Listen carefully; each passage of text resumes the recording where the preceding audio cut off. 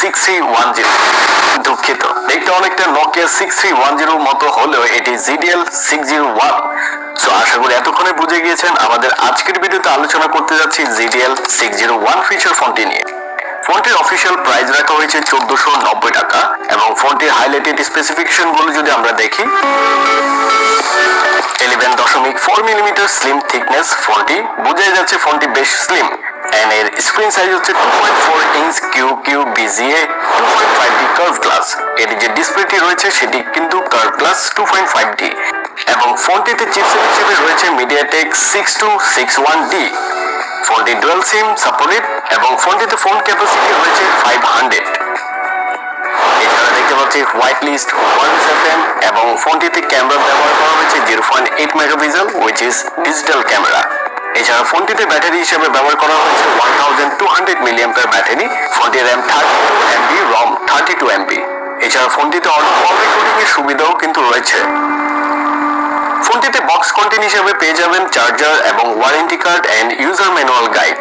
এবার আমরা আমাদের মতো করে যদি ফোনটি নিয়ে আলোচনা করি, ফোনটি হাতে নিয়ে প্রথমে যে ব্যাপারটি লক্ষ্য করেছি, এটি বেশ হালকা এবং স্লিম, যার ফলে মাঝে মধ্যে এমনও হয়েছে ফোন পকেটে রেখেছি কিন্তু কোথায় খুঁজে পাচ্ছি না, মানে ফোনটি পকেটে রেখেছি খুব একটা ফিল হয় না। ফোনটির নিচের দিকে রাখা হয়েছে micro USB charging port, headphone jack and microphone. সম্পূর্ণ ফোনটি প্লাস্টিক বিল্ড হলেও বিল্ড কোয়ালিটি খুব ভালো। আর ডিজাইনের কথা কি বলবো, ZDL Z601 ফোনটির ডিজাইন নোকিয়া 6310 ইন্সপায়ার্ড। ফোনটির ব্যাক প্যানেলটি ম্যাট ফিনিশ রাখা হয়েছে এবং ব্যাক প্যানেলে রিমুভ করলে দেখতে পাবেন এতে থাকা 1200 মিলিঅ্যাম্পিয়ার ব্যাটারি। যেহেতু এটি একটি ফিচার ফোন, তাই এতে থাকা ওয়্যারলেস FM, অডিও মিউজিক মাঝে মধ্যে শোনার পাশাপাশি টুকটাক কথা বলে 2 দিন ব্যাকআপ পেয়ে যাবেন। ব্যাটারি রিমুভাল এবং এটি রিমুভ করলে দেখতে পাবেন দুইটি স্ট্যান্ডার্ড সিম কার্ড স্লট এবং মাইক্রো SD কার্ড স্লট। ফোনটিতে আমরা কল টেস্ট করেছি, air speaker and music speaker মিলিয়ে এতে একটি স্পিকার ব্যবহার করা হয়েছে। ডে টু ডে আমার ব্যবহারে কথা বলার সময় সাউন্ড নিয়ে তেমন কোনো সমস্যা ফেস করিনি। স্পিকার বেসমেন্ট স্ট্যান্ডার্ড ছিল, ওই শুধু সিঙ্গেল স্পিকার থাকায় কথা বলার সময় সাউন্ডটা বাইরে শোনা যায়, এটা কিছুটা বিরক্তকর।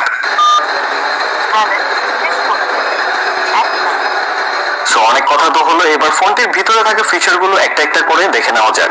ফোনটির মেসেজ ক্যাপাসিটিতে রয়েছে 100 মেসেজ ক্যাপাসিটি। এছাড়া ডিজিটাল ক্যামেরা নিয়ে আর কি বলবো, সাধারণত ফিচার ফোনগুলোতে ক্যামেরা শুধু এমনি এমনি দেওয়া হয়, এছাড়া কোনো কিছু কাজের না। ফোনটিতে ক্যালেন্ডার, ক্যালকুলেটর এবং অ্যালার্ম হিসেবে ফোনটিতে পেয়ে যাবেন 5টি অ্যালার্ম, অর্থাৎ 5টি অ্যালার্ম রয়েছে ফোনটিতে এবং টর্চ লাইটও রয়েছে, যেটি ফ্ল্যাশ লাইট হিসেবে ইউজ করতে হবে আপনাকে। এছাড়া ফোনটি আমরা কল সেটিংসে গেলে দেখতে পাবো ব্ল্যাক লিস্ট, হোয়াইট লিস্ট এবং কল রেকর্ডার, আরো বেশ কিছু ফিচার। এবং মাল্টিমিডিয়াতে গেলে পেয়ে যাবো image viewer, video recorder, video player, sound recorder, FM radio. ফোনটিতে কিন্তু wireless FM supported. Wireless FM এর মাধ্যমে আমরা যদি দেখতে পাবো ব্ল্যাক লিস্ট, হোয়াইট লিস্ট এবং কল রেকর্ডার, আরো বেশ কিছু ফিচার। এবং মাল্টিমিডিয়াতে গেলে পেয়ে যাবো image viewer, video recorder, video player, sound recorder, FM radio. ফোনটিতে কিন্তু wireless FM supported. Wireless FM এর মাধ্যমে আমরা যদি এর main speaker sound quality test করি, FM রেডিও। ফোনটিতে কিন্তু wireless FM supported. Wireless FM এর মাধ্যমে আমরা যদি এর main speaker sound quality test করি,